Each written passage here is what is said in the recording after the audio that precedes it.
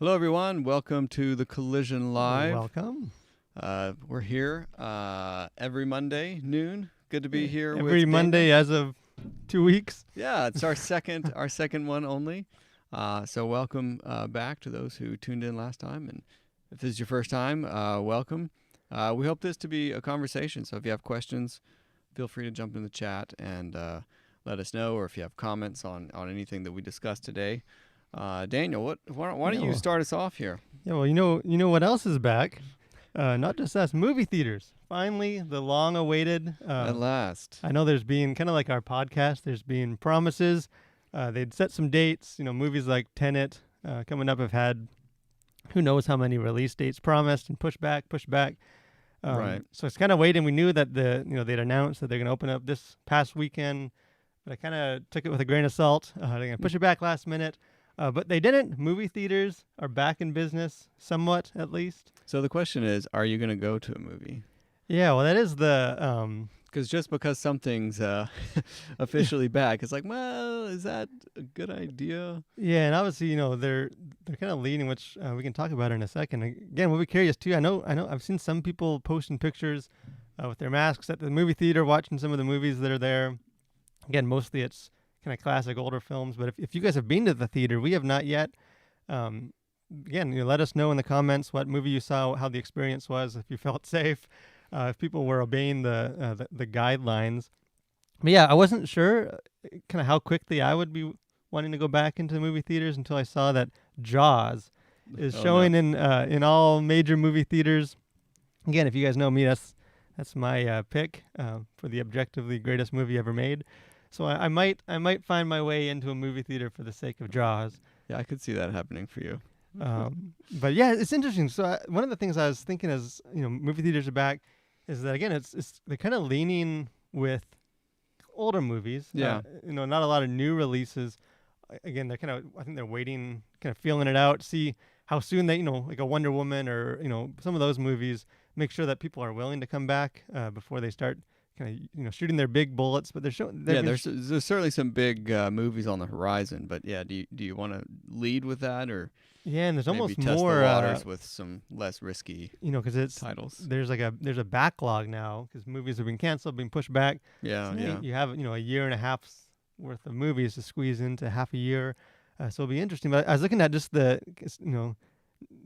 quirky time that we live in these days. That the last week, the top 10 Hollywood box office. Here were some of the films that broke the top 10: The Goonies, Empire Strikes Back, Jurassic Park, Back to the Future.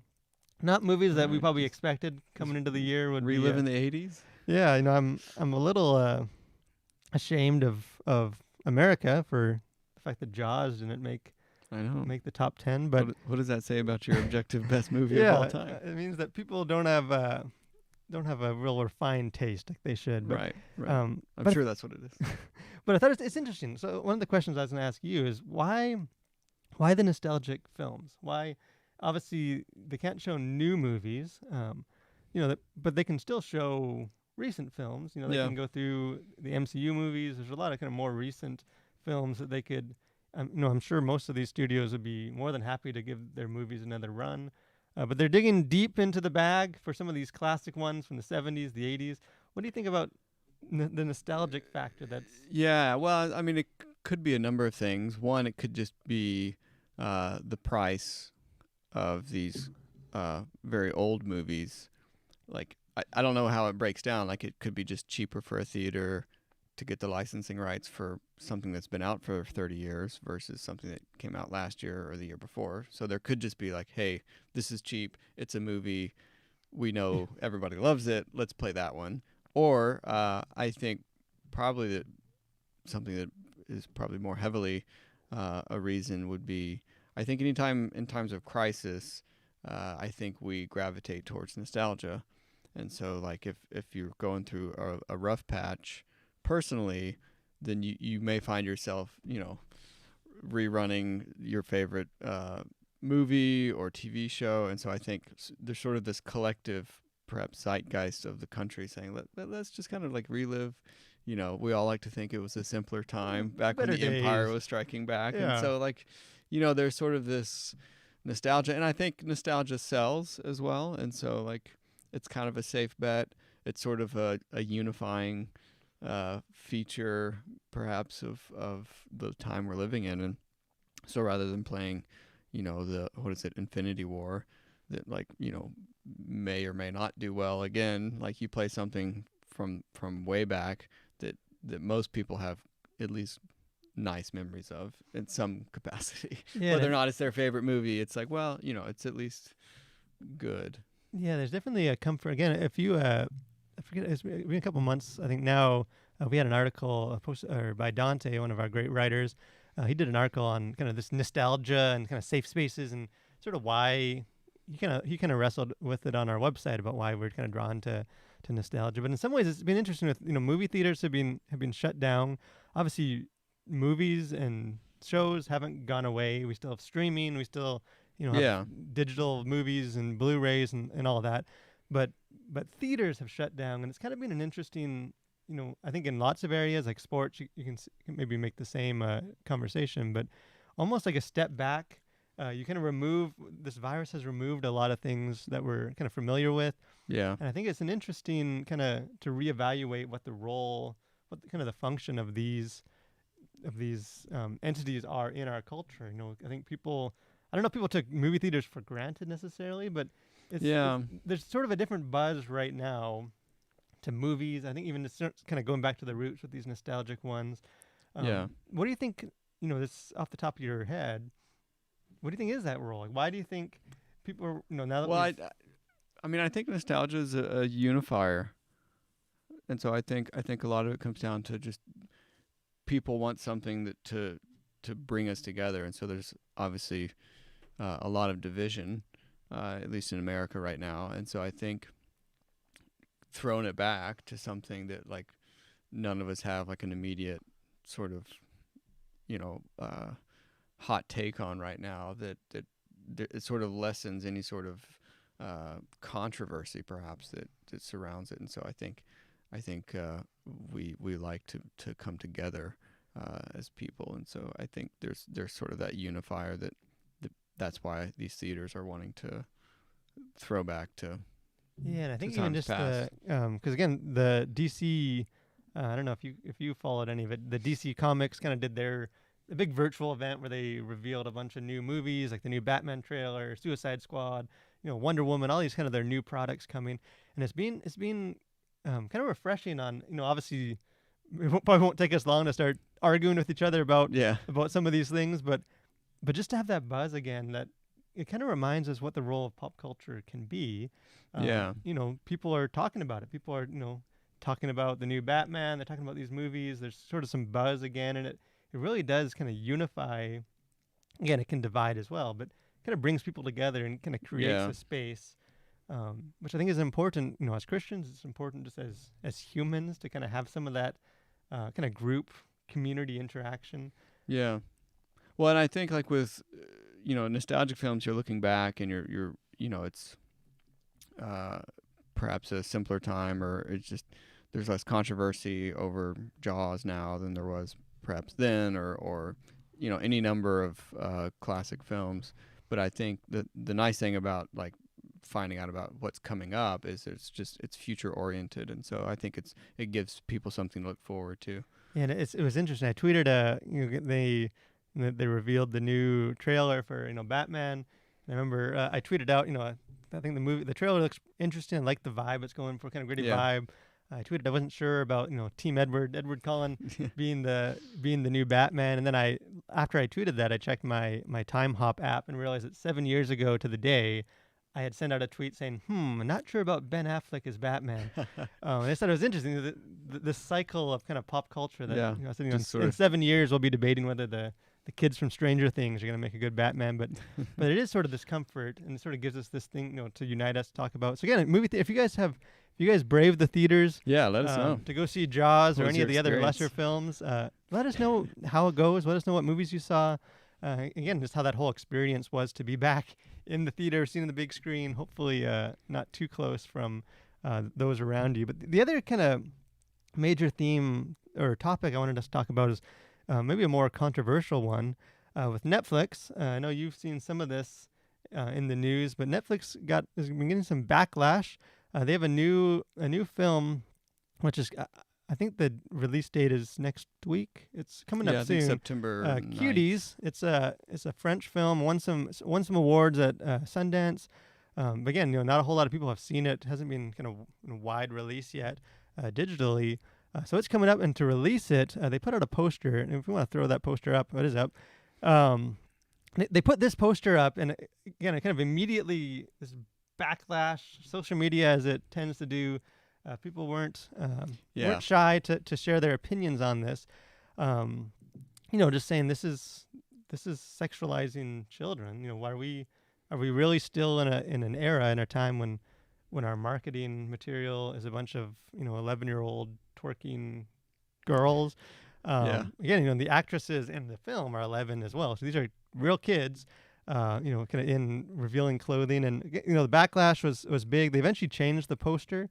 And here's what Netflix said in response to this. Said, "We're deeply sorry for the inappropriate artwork that we used for Cuties. It was not okay, nor was it representative of this French film, which premiered at Sundance. We've now updated the pictures and description."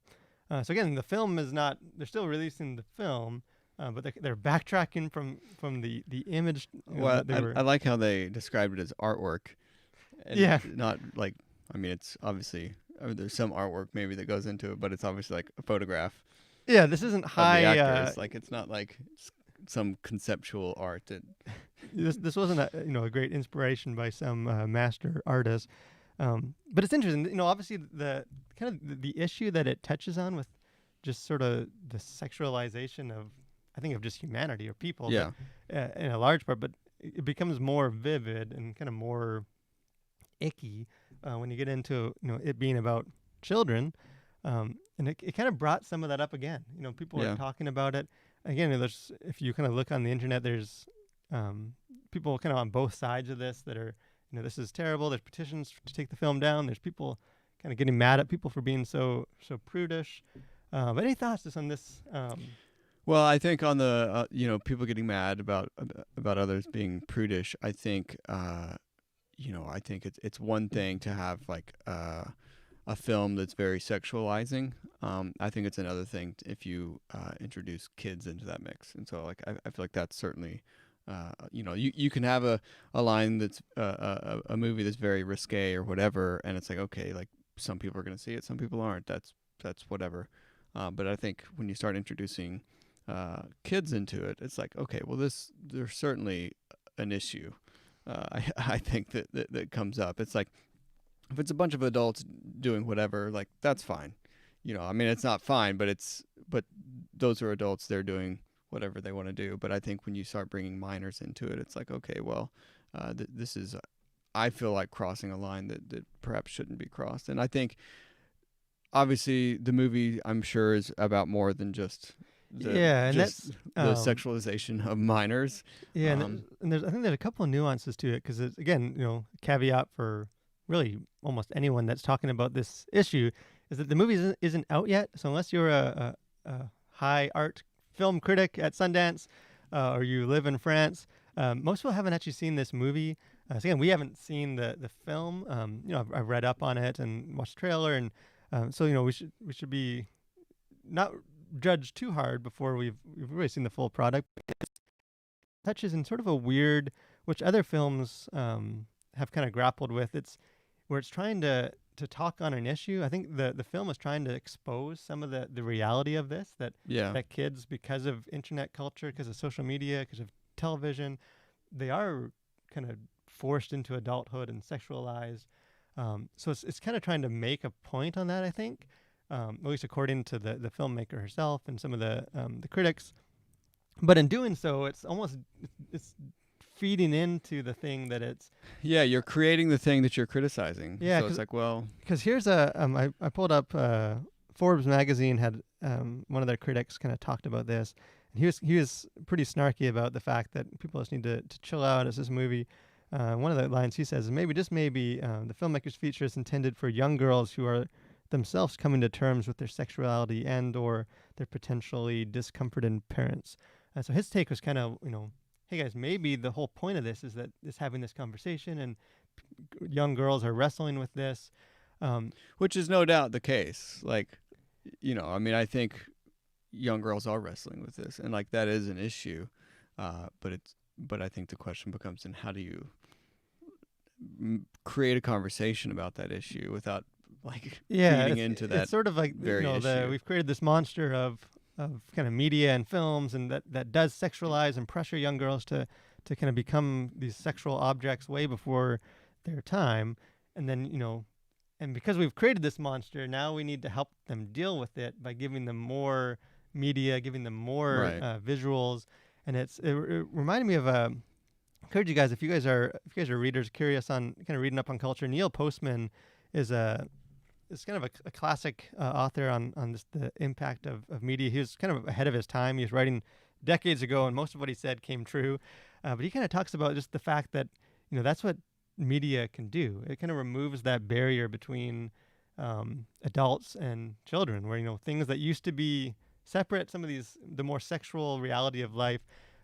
Kids just weren't exposed to that at a young age. They didn't really need to wrestle with it in the same ways that we do now. There wasn't social media and clicks and Instagram, which is sort of, I thought of this book when I was thinking of this issue, as far as I think as Christians we need to be dealing with this. We need to be helping these kids. I think just pretending like the kids aren't dealing with these issues. Putting your head in the sand and just hoping it goes away is not the answer. But for sure. But the question is sort of like, is this the way to do it? Is it to Right. kind of give more of what kind of created this issue in the first place? And again, I don't know if it is. If you guys have opinions on this, let us know. Are we off base? Is this a helpful, healthy way? I know Netflix has been dealing with this, even with like suicide, with 13 Reasons Why. They've kind of been riding this balance of how do you deal with these serious issues in a way that doesn't just sort of further the issues, Right. But has kind of constructive. So again, if you guys have thoughts on it, jump in the comments, let us know. But as far as what's going on here, hopefully not as controversial as what's going on at Netflix. Yeah. Anything we got going on at the Collision? I got a haircut. You got a haircut? He's still full Sam, only half Wookiee. Yeah. So he's not quite as hairy as he used to be. But thanks. Other than that, we're closing in on doing some testing for the podcast. Yeah, so that will be coming. You'll probably be hearing that for several more weeks, but yeah, that'll be we should make a section for that. We do have an article coming, probably be posted tomorrow. Monty has written a lot of some of my favorite articles that we've posted on the Collision. Kind of wrestles with the whole issue of kind of the silence is violence hashtag. We're kind of told the two extremes. We know that words are violence and speaking can be violence, and then we're also told that not speaking can be violence and dangerous. So he kind of wrestles with that. And what does Scripture say for Christians? How do we kind of navigate this tug of war between culture, and how do we use our words wisely? So again, that'll probably be posted tomorrow, so keep your eye open for that. Any other final observations about culture? Anything that you've noticed this week? Well, something that I stumbled upon on Netflix is a show called High Score, and it's about sort of the early video game industry. And we talked about video games last week, and I thought it was kind of interesting. So I've only watched the first episode. Super fascinating, and again, it kind of piggies back on this idea of nostalgia. And so you're looking at all these like classic like first gen video games like Missile Command, Pac-Man, Space Invaders, and so it's just really neat. So so far it's good. How many episodes are in there? I'm not even sure how many episodes are in it, but it was kind of interesting. So yeah, again, really enjoying that. One of the things that stood out to me this week is, I don't know if you saw, were you a Full House person? You grew up watching Full House? Some. I mean, I would not hardcore into it, but yeah. I've seen an episode or all. Or all. But again, if you guys saw Aunt Becky, Lori, I forget how to pronounce her last name, but played kind of the cool Aunt Becky in the show. Was this sentenced to prison yesterday? Yikes. I believe 5 months. Her husband was a couple months for a big college scandal. We don't want to get into all that, bribing to get our kids into college. Which I'm surprised my own parents didn't have to do. But so again, she was sentenced, and it stood out to me just on Twitter, because I kind of, which I don't know why I do it, but where you cook and you start reading through the comments, and it's like watching a train wreck on the side of the road or something. But it what jumped out to me is just kind of the glee that people had to to watch. This is like a beloved kind of pop culture character. Cool Aunt Yeah. Becky. We all wish we had a cool Aunt Becky. Um, but it's this like Is bloodthirst of, Yeah. Is it just she represents the bloodthirst of the average Joe for the Hollywood elite? Like, is that sort of she is the yeah. I think and so like finally getting their comeuppance by going to prison for 5 months? Like, yeah, sort of this. You can't get away with everything because you're famous and you're rich, and kind of pulling down the rich and famous. And again, I think they shouldn't get away with it just because they're rich and famous, but it did. Just as a Christian, I felt kind of weird about it. yeah, I think we're it's celebrating It's her. another, every week seems to give us these examples, but we're quick to kind of beloved these celebrities, follow their whole love life, and then we're equally quick to kind of you stay in your cell and rot, you despicable person, and we kind of move on to the next Yeah. thing. And I think it's as Christians, I felt convicted that we should be careful with that. We should guard our tongues. Definitely. We should not kind of relish in the failure of others, even if For that sure. is well deserved. Any final thought for us as we're I think that's it for me. yeah. So again, 2 weeks in the bag. We'll be back next week. Again, if you guys have comments, even if you're watching this not live, if you weren't able to join us live, you're working or wherever you are, come back, throw your thoughts in the comments. Let's talk about these issues. Again, I hope you guys will join us next week, 12 o'clock p.m. Eastern time, and hope you guys have a great week and continue to collide with your world for Christ.